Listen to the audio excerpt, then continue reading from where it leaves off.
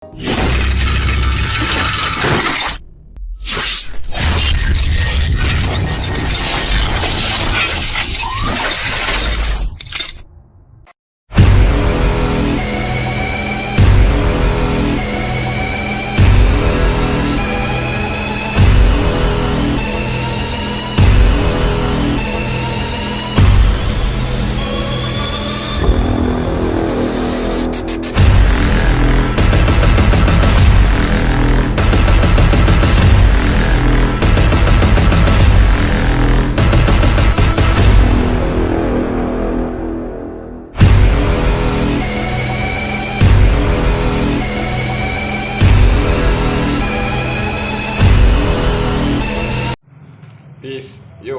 bertemu kembali kita pada kali ini dan kita masih lagi membincangkan tajuk pengeluaran potri di bawah subtajuk 2.4.2 iaitu berkaitan dengan pemasaran potri.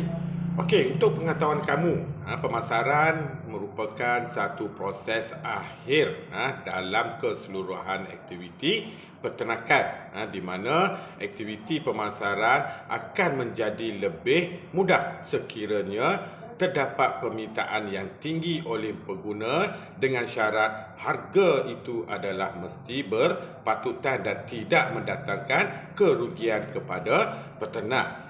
Okey, di samping itu juga untuk pengetahuan kamu, ternakan potri boleh dipasarkan dalam pelbagai bentuk. Contohnya dalam bentuk ayam hidup, sembelih bersih dan pelbagai keratan dan juga produk sedia ada untuk dimakan ataupun dimasak.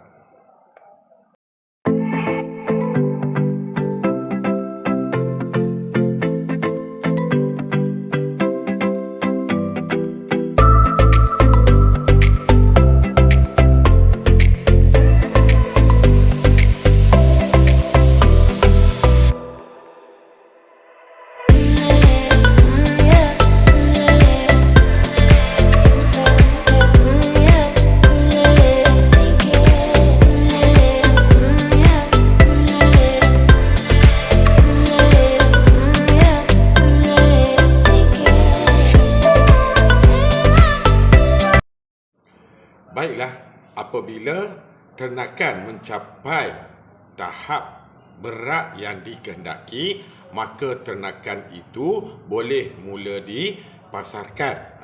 Tetapi perlu kamu ingat, semasa proses penangkapan ternakan ataupun potri di dalam reban, kita perlulah lakukan dengan berhati-hati supaya ternakan tersebut tidak mengalami sebarang kecederaan, di mana kecederaan boleh dilihat apabila ternakan tadi disembelih ataupun dibersihkan. Jika terdapat kecederaan, maka kualiti dan harga ternakan tadi akan menurun. Pada slide ini kita akan membincangkan apakah perkara yang perlu kita lakukan sebelum aktiviti penangkapan ayam dilakukan. Di mana yang pertama, kita hendaklah memberhentikan pemberian makanan kepada ternakan ataupun ayam dalam jangka masa 4 ke 5 jam sebelum aktiviti penangkapan dimulakan. Itu yang pertama. Yang kedua, semasa proses penangkapan ternakan, kita hendaklah memilih masa yang bersesuaian untuk melakukan aktiviti ini. Jadi masa yang dicadangkan ataupun yang lebih sesuai adalah pada waktu malam dan juga pada lewat petang. Kenapa? Ini disebabkan penglihatan ayam tadi akan menjadi lebih terhad pada waktu ini. Jadi cara penangkapan perlulah dengan memegang kaki ayam tersebut. Seterusnya, bekas makanan dan juga bekas minuman perlulah disimpan bagi memudahkan aktiviti tangkapan ayam dilakukan. Penggunaan cahaya juga amatlah penting.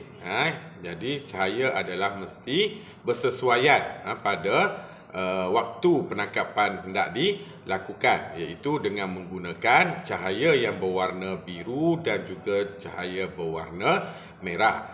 Okey, kemudian penangkapan perlulah dilakukan dengan cepat, cermat dan pastikan elakkan daripada membuat kejutan kepada ternakan tersebut. Baiklah, kita dah tangkap ayam tu. Jadi apa nak buat? Okey, betul. Kita masukkan ayam tu tadi ke dalam sangkar. Dan nak masukkan ayam dalam sangkar perlulah dilakukan secara cermat supaya ayam tu tadi tidak cedera. Okey, kemudian kita juga dikenaki meletakkan sangkar tu tadi dalam keadaan yang rata. Sebab apa? Ini adalah bertujuan bagi mengelakkan ternakan tu tadi tidak berada pada sudut tertentu.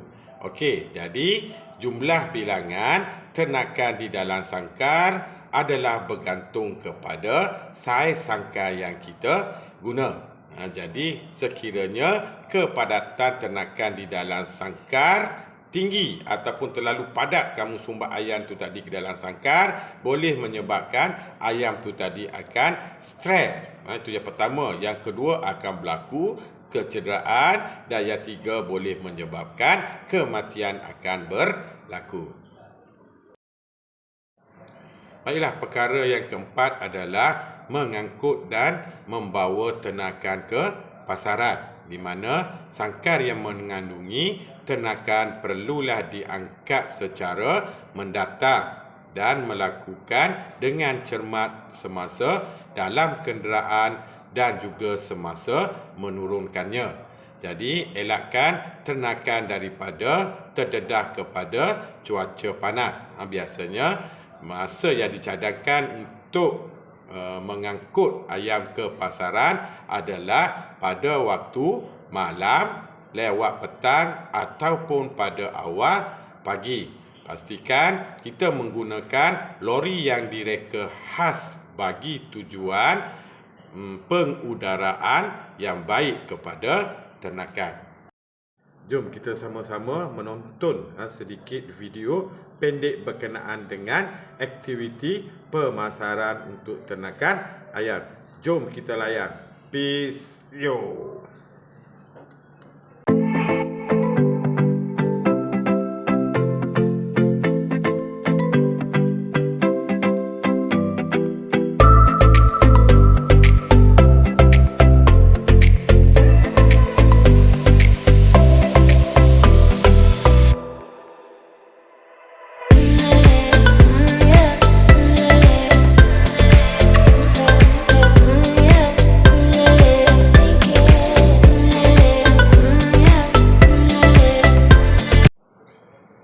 Seterusnya kita akan membincangkan berkaitan dengan saluran pemasaran, di mana di sini terdapat 4 saluran yang boleh digunakan oleh pengeluar untuk mengagihkan produk mereka kepada pengguna. Di mana pada saluran yang pertama, iaitu pengeluar terus kepada pengguna tanpa menggunakan orang tengah, di mana biasanya produk yang dihasilkan oleh pengeluar adalah biasanya produk yang tidak tahan lama untuk disimpan. Okey, yang kedua ataupun saluran yang kedua adalah dengan menggunakan hanya satu orang saja orang tengah, iaitu peruncit, di mana pengeluar akan mengedarkan produk mereka kepada peruncit dan peruncit pula akan mengedarkan barang tadi kepada pengguna. Bagi saluran 3, kita menggunakan 2 orang tengah, iaitu pemborong dan juga peruncit, di mana sistem alirannya akan menjadi pengeluar kepada pemborong, pemborong kepada peruncit dan peruncit kepada pengguna. Manakala pada saluran keempat kita guna 3 orang tengah, iaitu pemborong, jobber dan juga peruncit, di mana sistem alirannya akan menjadi pengeluar kepada pengguna, pengguna kepada jobber, jobber kepada peruncit dan last sekali akan pergi kepada pengguna. Jadi mesti semua mahu tahu apa maksudnya jobber tu. Jarang-jarang kita dengar. Itu jobber ni merupakan orang tengah yang membeli barang melalui pemborong dan mengagihkan barang tadi kepada peruncit. Iaitu jobber ni dia tidak melalui pemborong yang besar. Seterusnya kita akan membincangkan tajuk kecil berkaitan dengan NPN ataupun dengan penuhnya adalah nisbah penukaran makanan.